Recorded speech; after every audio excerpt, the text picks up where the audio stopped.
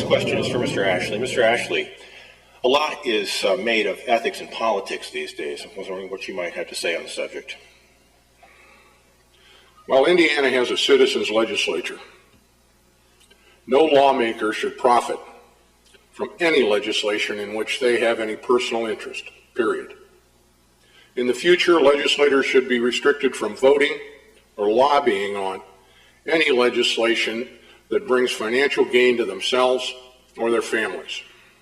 Public office is a service position, not a cream skimming one. I have covered the legislature for more than 15 years as a reporter and as a columnist. Eric Turner is the most corrupt public official that I've ever known.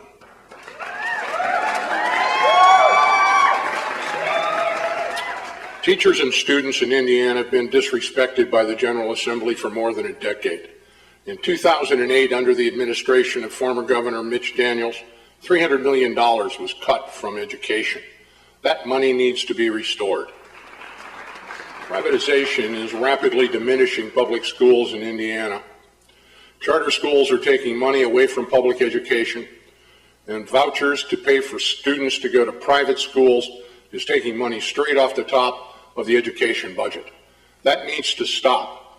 I will not vote to expand vouchers for private schools ever again.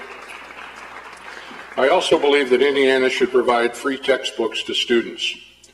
Those textbooks can cost hundreds of dollars for a family. The Indiana Constitution provides for a free education for students, and that's what we should be giving.